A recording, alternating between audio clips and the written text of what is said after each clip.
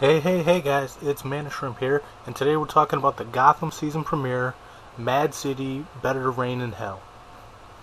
Okay, so overall, this was a pretty solid premiere. We leave off where we left off from season 2, where Hugo Strange's experiments all escaped from the bus last season. They're running wild, and in this one we see a little bit more of them, where they've been, what's going on. We start off actually with Jim. He's going to find Lee, as he said in the last season premiere, try and make amends. He's got flowers and everything, and he's going to her, and they are. And as he's going to the house, he looks in and he sees Lee with another guy. Okay, but here's the thing about that scene. That whole scene, I think, is just a smoke screen for us. Because if you really look at the cinematography of it, the lighting, it looked a little bit blurred around the edges, which is indication of a dream sequence. And even some people have pointed out in the scene with Lee, and where he's looking at Lee with the guy actually looks a lot like Jim. So people are speculating that this could be some sort of dream sequence of what it could be, but he's not ready for yet, or something along those lines. I'm not exactly sure yet, but I personally believe that is some sort of dream sequence, and that's not exactly what's happening with Lee right now. So something else could be happening, I don't know. But we'll find out. Obviously, I think it's a setup for some sort of storyline throughout the season, and we'll see about that. So, in the current present time, which is 6 months later, as they described it, we're seeing monsters all around the city going crazy, and apparently Jim has become a bounty hunter after he resigned from the GCPD, and he's going around trying to capture these Hugo Strange experiments in exchange for money from the GCPD, which is great, I think. And the monster they show, people said it may be Killer Croc, but in my opinion, that does not look like Killer Croc at all.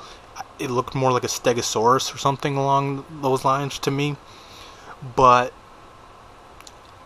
Jim has to fight him as he's looting a pharmacy, looking for some sort of drug, which I'll talk about in a minute here. And so yeah, they end up fighting. The Stegosaurus dude ends up getting hit by a bus, and Jim, I guess, collects the bounty. I don't know if that counts for, like, if he gets counted for each piece or whatever, but yeah, so he's gone, and that thing was super tough too. That was a pretty good fight scene, I have to say. And so yeah, there's a lot of different roles happening in this episode. Like, we also see Lucius Fox later on, where he's working for the GCP, because he's obviously angry about what happened with Wayne Manor and what Nigma told him in the season finale last season. So, and we have Barbara and Tabitha, who have a new club, I guess, that they're doing, a new nightclub, and I assume that's the club that Penguin had beforehand. So yeah, they're running together, and Tabitha's with Barbara, so obviously Butch got kicked to the curb, and as we see in the episode, he's a little bit salty about it. He still has feelings for Tabitha.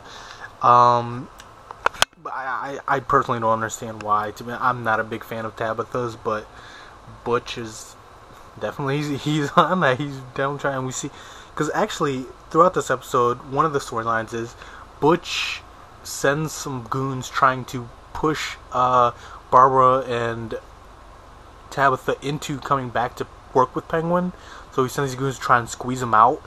But they ended up getting a drop on the guys. They took them out, and then as Penguin and Butch go to them, we find out later on that Butch actually sent the guys because he's trying to get Tabitha back to him, which I don't totally understand. I don't understand the logic of that, but I guess that's what he tried to do. And yeah, Penguin finds out, and he gets mad, kills the guy, and yeah, so obviously the Butch and Tabitha thing, I think, is going to be another storyline that goes on for the season.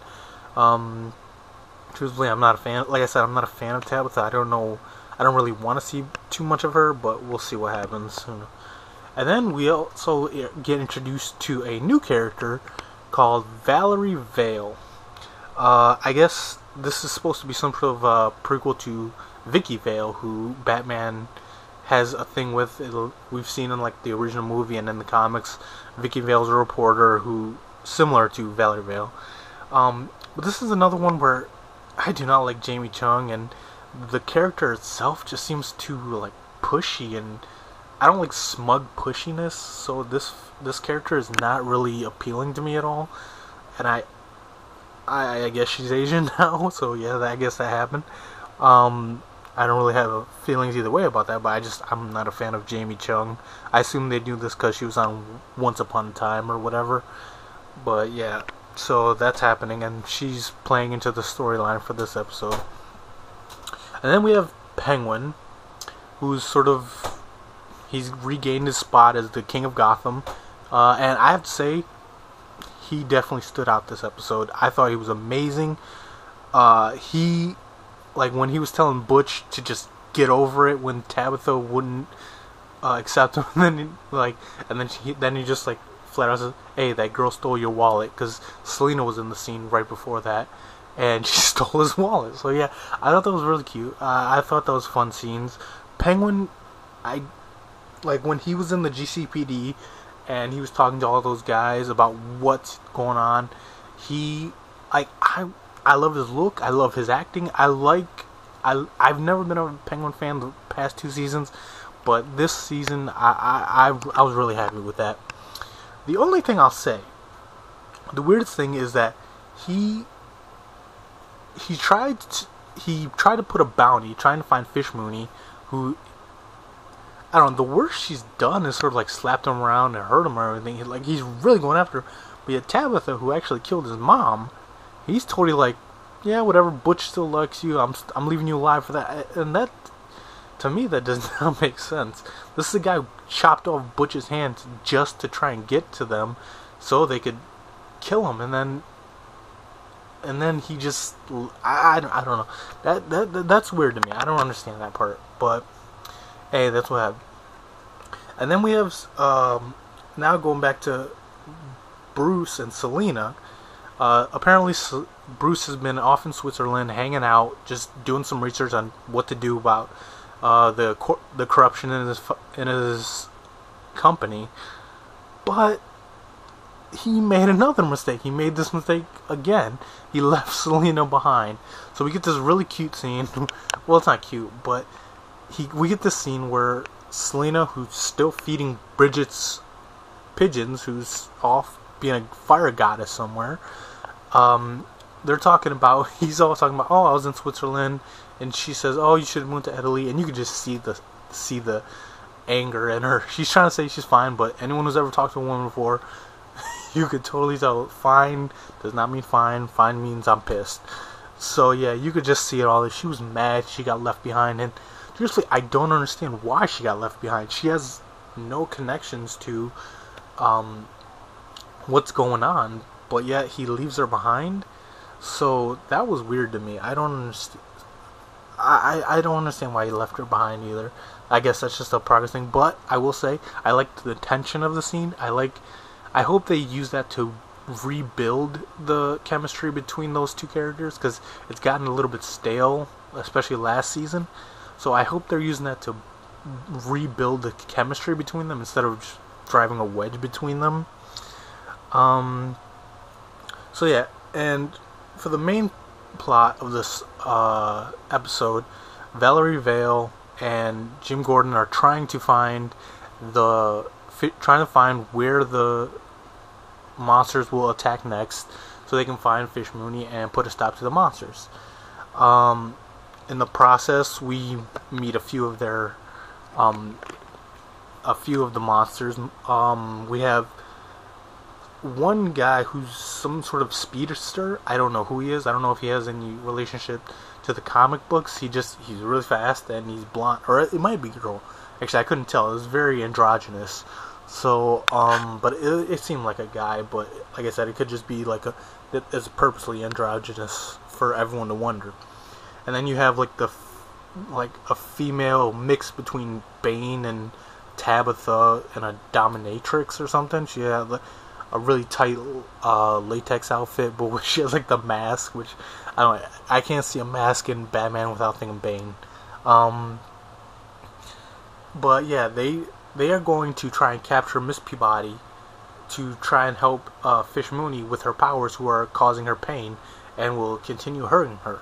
So they try and capture Miss Peabody, who works for Hugo Strange, and she says she can't help, but that doesn't work out well for her, because seeing that she's not needed, Fish Mooney orders one of her goons, who has the ability to effectively age someone by sucking the life force out of them. He has her drain her life force, and she turns into like a mummy, and I guess she's gone for that. That's it for Miss Peabody. But yeah, so the plan was to use Miss Peabody to lure Fish out, but Jim Gordon failed at that. So yeah, now, and the scene where the captain is chewing out Jim and Harvey, who was trying to help out Jim, that was such a good scene, because he was talking about how proud he was of Harvey for being the captain while he was gone and injured, and I was enjoying that. And then like he says, oh, next time I feel pride, I'll just assume it's gas. And yeah, so and then seeing like Harvey's face just like drain with that smile, that was so heartbreaking, and I enjoyed that. I love that. And I hope we see more of Harvey. I can't believe he's become such a fun character for me, so I'll enjoy seeing that. Okay, so and also we get another glimpse of the Bruce Wayne doppelganger,